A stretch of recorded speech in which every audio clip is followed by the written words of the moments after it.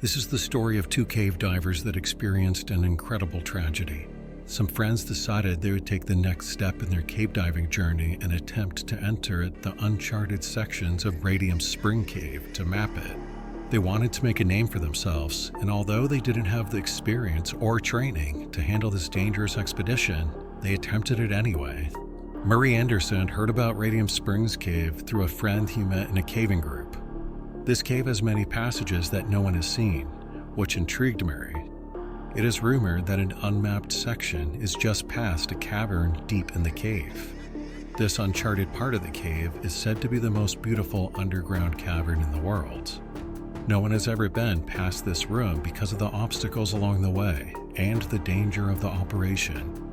This fascinated Murray, and his friends said it was a constant topic of conversation he initiated within their group. Tight passages must be carefully navigated, and perfect air management must be used to maneuver compressed, sharp tunnels. In this cave, a diver must remove their tank and tunnel through a part of the bottom of the cave lake to enter the cavern. This is the most claustrophobic and dangerous section. If you get stuck here, you are not getting out. You must angle your body while inhaling to compress your lungs and hope you squeeze through. Just past this is the unmapped section. If you make it this far, despite the extreme risks, so the story goes, you are now in the most beautiful cavern in the world. By the time Murray Anderson was in his late 20s, he was already an experienced U.S. Navy SEAL with more than 200 hours of dive experience. And when he wasn't working for the government, he spent much of his free time exploring underwater cave complexes in and around Georgia. However, all that disappeared when he and his friend Donald entered the Radium Springs cave system in 1995. Murray and his friend broke virtually every cave diving rule on this expedition. The divers exceeded their training and certification requirements for this planned journey. They did not run a continuous guideline from the surface of the cave. Robert had only one light source and did not follow the standard cave diving rule of thirds for air management. But in this case, a local cave diving instructor noted that the rule of thirds is not considered conservative enough for this cave because of its complexity. Radium Springs is located in southwest Georgia, approximately 12 miles or 20 kilometers east of Albany, Georgia, in the United States.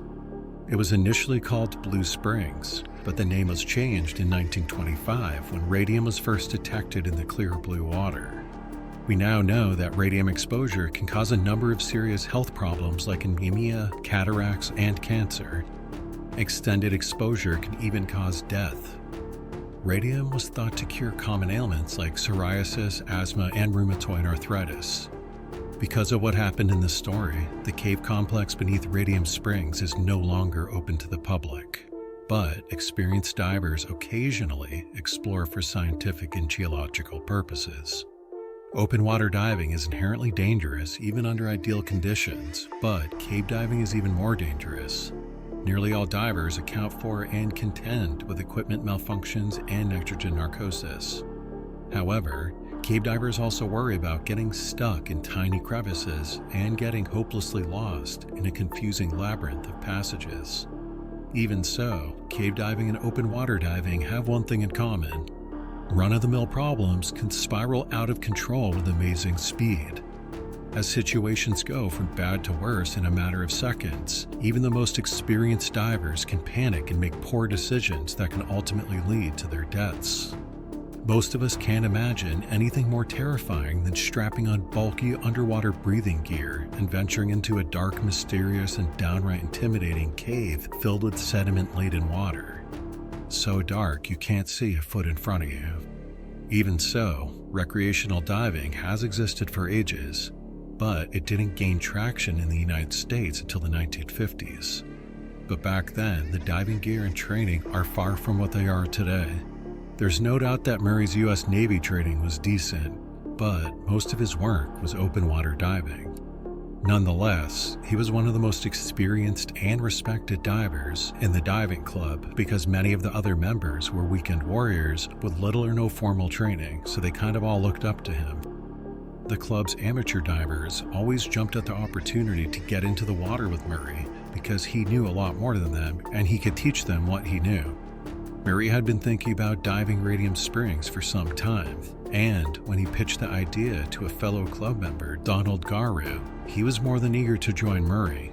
By mid-1955, Murray and Donald were both experienced cave divers who had been in some pretty hairy situations over the years.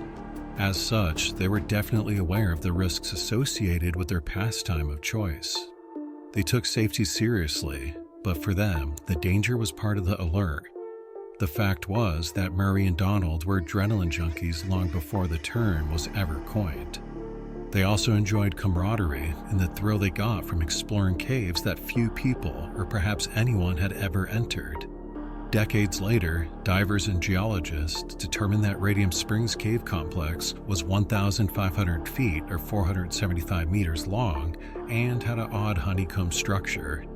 But in 1955, Murray and Donald had no idea how big it was, how many passages and chambers there were, how deep it went, or what unknown offshoots lay within. They were both excited to start the expedition when they arrived at the cave one Friday morning in the summer of 1955.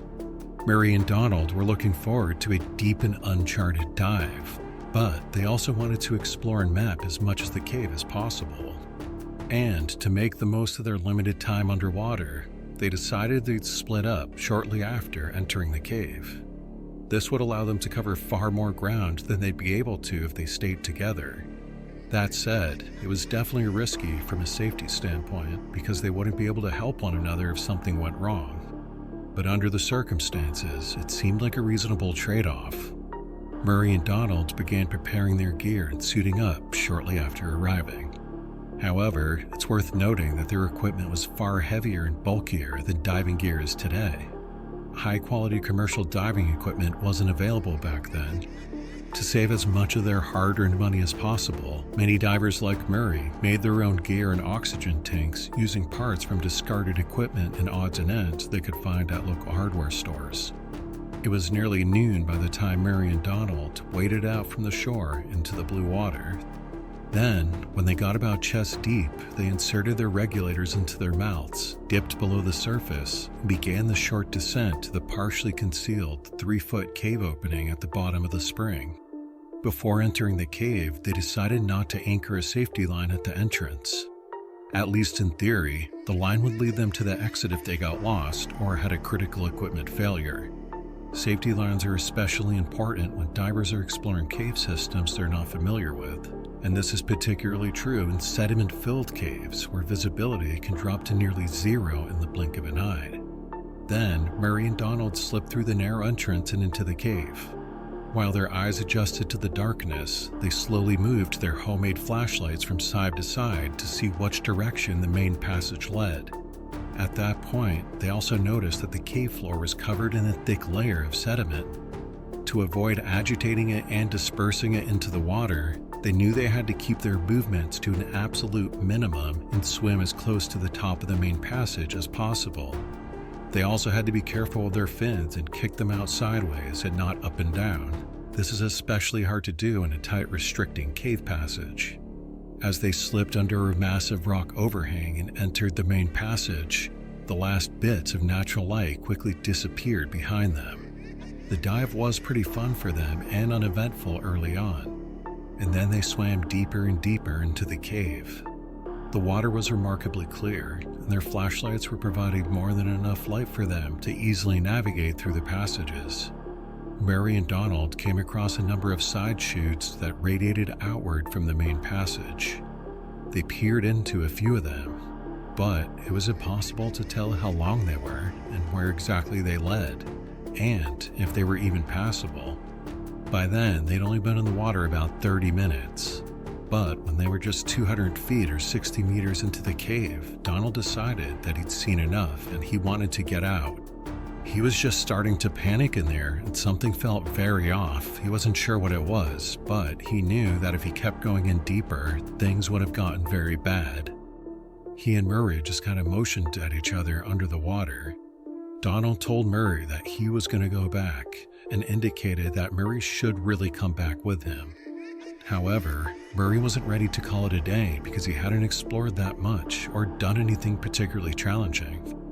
At the time, he felt that he didn't do what he came there to do, so he was going to continue on. He probably also wondered why Donald was so ready to pack it up so quickly into the dive. They planned on splitting up and mapping portions of the cave that had never been explored. And even without Donald, that's exactly what Murray intended to do. Using hand gestures and facial expressions, Murray made it clear that he wasn't ready to surface. Donald wasn't taking no for an answer and tried his best to persuade Murray to come with him. And with that, he gave Murray the thumbs up to tell him he was out of there. Then, Donald turned 180 degrees and swam back to the cave entrance, leaving his friend all alone in the darkness. At that point, the water was still relatively clear because very little sediment had been agitated. He had no way of knowing it, but as soon as he was out of sight, Murray entered a narrow side chute off the main passage. A few minutes later, Donald exited the cave, swam to shore, and began climbing out of his cumbersome gear. Meanwhile, Murray was venturing deeper and deeper into the cave system. Now, he was in near total darkness. The light from his homemade flashlight was beginning to dim. But the cave entrance was just a few hundred feet behind him, so he didn't think he had anything to worry about. But at that moment, he realized he'd been careless. He'd been so intent on what he was doing that he inadvertently agitated much of the sediment resting on the cave floor. Now, much of it had become dispersed into the water, and the visibility in the tiny passage dropped to nearly zero in a matter of seconds. The dim beam from his homemade flashlight was completely out in the sediment-choked water. In fact, visibility was so bad that Murray could barely see his own hands even when they were just a few inches in front of his face. He took some comfort in the fact that he was just a stone's throw away from the entrance to the cave. However, he knew it was imperative that he got back into the main passage as quickly as possible.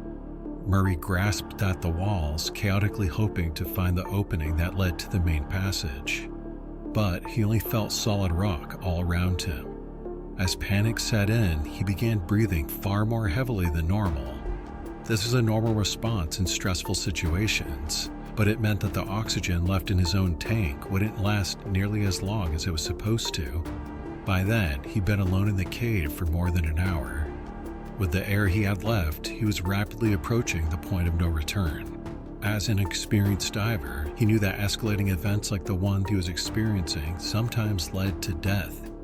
Back on the shore, Donald was totally unaware that his friend was in such dire straits.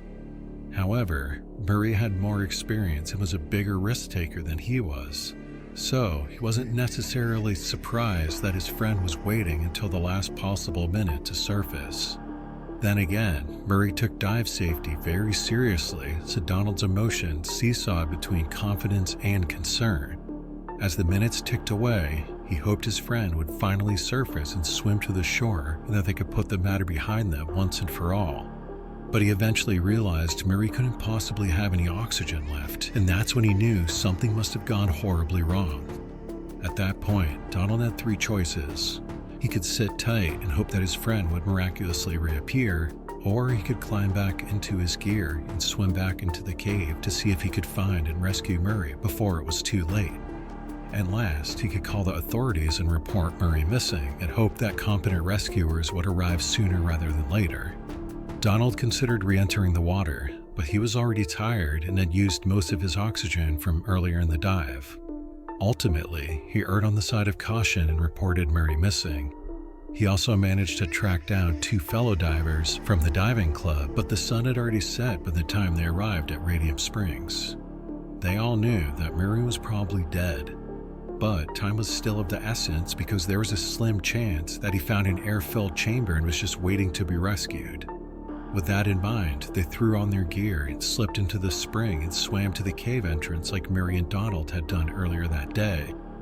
They reached the entrance to the cave in a matter of minutes. The three men now had stronger lights and fresh batteries, but the visibility was still poor because the sediment hadn't settled yet. Donald entered the cave first. Then, after the other 2 divers connected to the safety line, he led them to the point where he left Murray just a few hours before. But neither Murray or any of his gear was anywhere to be found. They spent nearly 2 hours searching a number of passageways, but they became too exhausted and they were running out of oxygen. This meant that they were putting their own lives at risk, so they retraced their steps and ascended to the surface and swam back to the shore empty-handed. By then, Donald was so emotionally drained and physically exhausted that his 2 friends were barely able to pull him to shore before he collapsed in front of a heap of people that had congregated near the beach. When the Navy found out that one of its frogmen was missing, a team of senior divers was flown in from the naval base in Charleston, South Carolina. But they didn't arrive until early the following morning, and by then, Murray had been in the cave for nearly 20 hours. Scores of curious people were camped out on the beach, and dozens more watched from further back as the Navy divers slipped into their gear and entered the water. The divers immediately swam to the bottom of the spring, located the safety line, and entered the cave system through the narrow entrance. Many rescue and recovery operations are long and tedious, and oftentimes the victim or victims are never found. However, this wasn't the case with Murray. Within a matter of minutes, the divers found him floating near the top of the cave, exactly where Donald said they'd parted ways approximately 200 feet into the cave. When they found Murray, his regulator was no longer in his mouth, and the flashlight that had failed him the day before was dangling from a lanyard attached to his diving harness. Donald's heart sank when the Navy divers told him where they found Murray's body. They knew that he and 2 club member divers who searched for him the previous day must have swam right under him. However, they weren't able to see him because the water clarity was so poor. Sadly, Donald also realized that Murray must have been dead at that point, because his oxygen would have run out hours before. What made the whole thing even more tragic was the number of careless and altogether avoidable errors that contributed to Murray's untimely death. First, he and Donald didn't begin their dive until noon. This probably didn't seem like a big deal at the time because they only planned on exploring the cave for an hour or 2. But when things went south and precious minutes began ticking away, the first rescuers weren't able to begin with their search until after the sun had gone down. Needless to say, this made things even more difficult and treacherous than they would have been otherwise. Another fatal mistake was that Murray stayed behind when Donald exited the cave.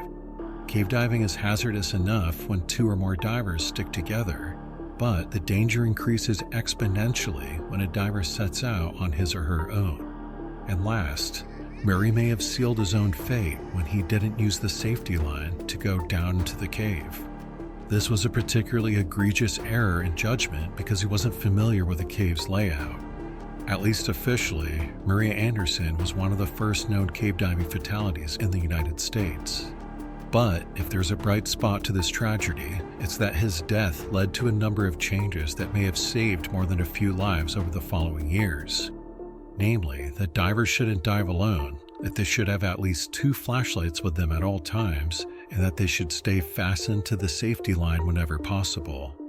And that they should manage their own oxygen reserves in accordance with the rule of thirds, or use a system that's even more conservative than that.